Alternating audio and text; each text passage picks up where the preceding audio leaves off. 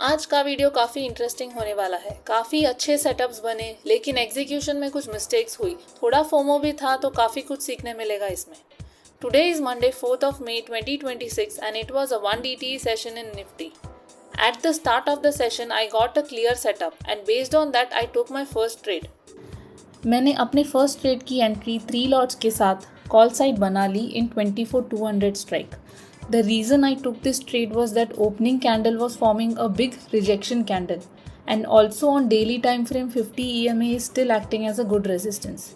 So मेरा assumption यही था कि निफ्टी यहाँ से गिरकर प्रीवियस डे हाई पर सपोर्ट लेगा. SL मैंने 10 पॉइंट्स का रखा and target till previous day high.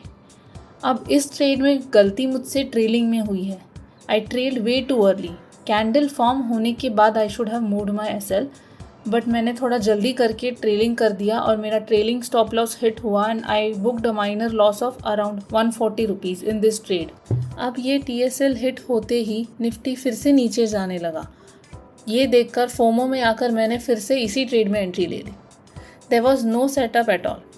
I held this trade with SL above the candle high and target till previous day high, just hoping कि market मेरे direction में जाएगा. But Nifty was continuously taking support on the VWAP and then I manually exited this trade with a loss in this strike of around 1400 rupees. My third trade I took in put side. Logic of the trade was that the support candle being formed on VWAP and its high being broken. Additionally, 24,200 का level भी break हो चुका था and OI data showed a put side build up on this strike.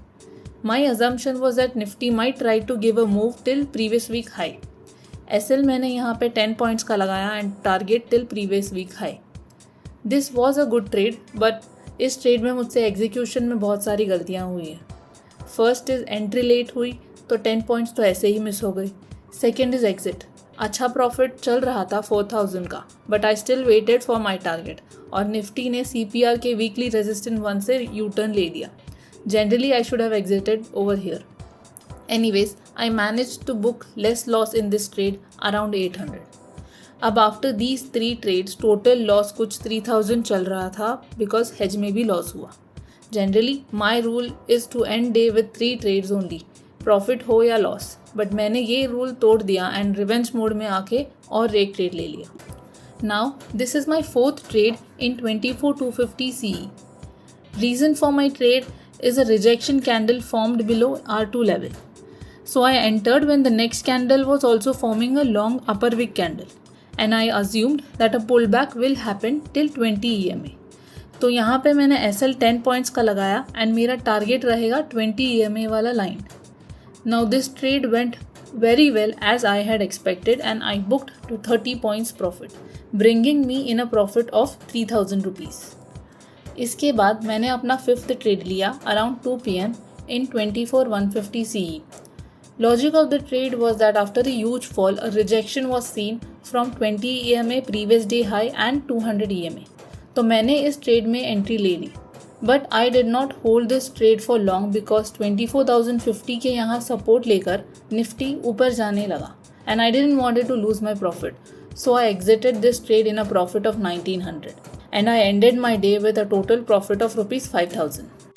Honestly speaking in 5 trades में से एक भी execution perfect नहीं था. ओवर ट्रेडिंग भी की, फोमो ट्रेड भी लिया.